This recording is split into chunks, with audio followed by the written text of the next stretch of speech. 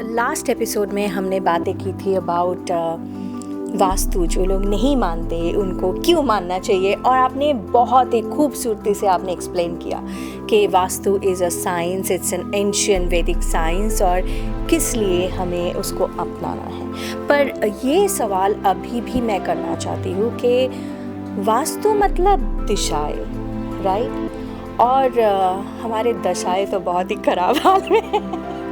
तो ये दिशा और दशा का क्या कोई कनेक्शन है? क्या हम ये दोनों एक दूसरे को कुछ भी इन्फ्लुएंस करते रहते हैं? इसके बारे में थोड़ा सा आप लाइट शेड कीजिए। रिनी, आप कह रहे हैं ना कि दिशा और दशा, बिल्कुल सही है। कहते हैं कि अगर लाइफ में एक सही डायरेक्शन ले लें तो हमारी प्रॉब्लम्स भी ख़त्म हो जाती हैं।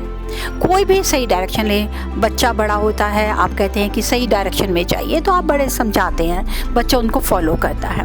द सेम वे अगर हम अपनी लाइफ में कहीं आगे बढ़ना चाहते हैं तो हमें डायरेक्शन भी सही चाहिए। क्यों आप GPS लेते हैं? ताकि आप अपनी मंजिल पे पहुंच सकें। उसी तरह से एज पर वास्तु प्रिंसिपल्स अगर हम देखें, the goal of vastu is to help to give you the positive and the cosmic energy what to do to improve the someone's life and luck। ये गोल है वास्तु का। अब किसी का लाइफ और लक को अच्छा करना है, अगर आपकी लाइफ में कोई प्रॉब्लम्स हैं, कोई इश्यूज हैं, चाहे मनी को लेके, पर्सनल रिलेशंस को लेके, इन सब को लेके, तो जी हाँ, मेरी लाइफ का 39 ईयर्स का ये एक्सपीरियंस बताता है, यस वी कैन रेक्टिफाई। अगर वास्तु डिफेक्ट अगर हमारे पास है, हमारे घर पे है, या हमारे ऑफिस या वर्क प्लेस पे है, उसका हमारी लाइफ पे इफेक्ट होता ही होता है, और वो रेक्टिफाई किया जा सकता है।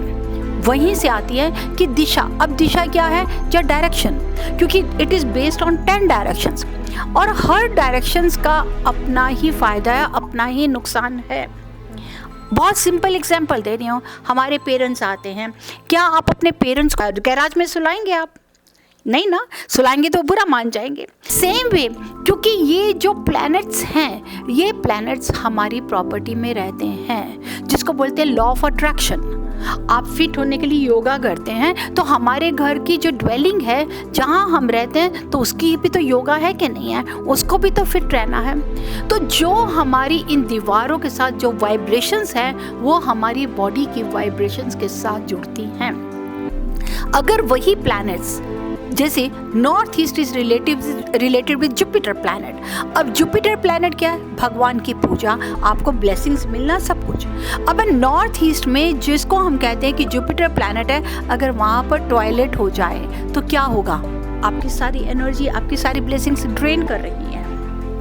अगर नॉर्थ ईस्ट, जिसको हम कहते हैं कि एज पर वास्तु, वो वास्तु पुरुष का सर माना जाता है, अगर वहाँ पे क्या हम अपने सर के ऊपर कोई हैवी चीज़ रख सकते हैं? तो हमारे को स्ट्रेस मिलेगा। सेम वे बहुत एग्जाम्पल हैं। अगर आप बाइक भी चलाते हैं, साइकिल भी चलाते हैं, तो आपकी क्या कोशिश होती है कि जो हमारे को सामान रखना है वो हम पीछे रखें बाइक के। मतलब कि आप नॉर्थ ईस्ट की तरफ हैं, तो एक तरह की जस्ट लाइक वो अपने बाइक अपने हैंडल्स पकड़े हुए हैं, तो उस पर लाइट वेट होना चाहिए। तो अगर हमारा नॉर्थ लाइट होगा, नॉर्थ ईस्ट लाइट होगा, ईस्ट लाइट होगा, तो हमारा हैवी क्या हो जाएगा? वो होगा south, south west and west. North east and east is the head of the property. वो आपकी प्रॉपर्टी का हेड है। अगर वो हेड है, तो आपका जो साउथ वेस्ट होगा, वो आपका बॉटम है। तो बॉटम को स्टेबल करने के लिए हमारा नॉर्थ ईस्ट लाइट होना चाहिए। अब वो हमारी दशा कैसे बदलेगा? अगर हम सही डायरेक्शन लेते हैं, तो दशा ये है कि हर प्लैनेट की अपनी अपनी जगह है। ईस्ट का प्लैनेट सन है, तो तभी हम कहते हैं कि ईस्ट फेसिंग घर होना चाहिए, ताकि सनलाइट एनर्जी मिले। हमारे को एनर्जी मिलने से हमारे में एक फोर्स आए, एक पावर आए। अगर आप देखते हैं, हमारी अर्थ रोटेट करती है सन के मुताबिक, तो अगर 12 बजे 3 बजे अगर आपके घर की पूरी जो सनलाइट की एनर्जी है वो हमारी साउथ ईस्ट में आ जाती है, that's why we always say that area is a fire zone. तो साउथ ईस्ट में किचन होनी चाहिए, और वहाँ का प्लैनेट क्या है? वीनस। वीनस कौन है? फीमेल्स। तो अगर वहाँ पे किचन नहीं है, साउथ ईस्ट में बेडरूम है, तो बेडरूम में फायर ने तो अपनी लेनी ही लेनी है पोजीशन। तो क्या होगा? घर में आर्ग्यूमेंट्स, झगड़ा, high BP, skin allergy, litigations, alcohol. And it is true. मेरे बहुत क्लाइंट्स हैं जहाँ मैं स्ट्रिक्टली मना करती हूँ कि बच्चों का बेडरूम और मास्टर बेडरूम साउथ ईस्ट में कभी नहीं होना चाहिए। तो इसलिए अगर आप सही दिशा लेंगे, सही डायरेक्शन लेंगे, तो आप उस दशा से भी बच सकते हैं। और बाकी अगर नहीं मानेंगे तो भी हम यही कहेंगे कि ऑल द बेस्ट। तो इसका मतलब यही है कि अगर आप अपने दशा को चेंज करना चाहते हो तो दिशा की तरफ थोड़ा सा रोशनी डालिए।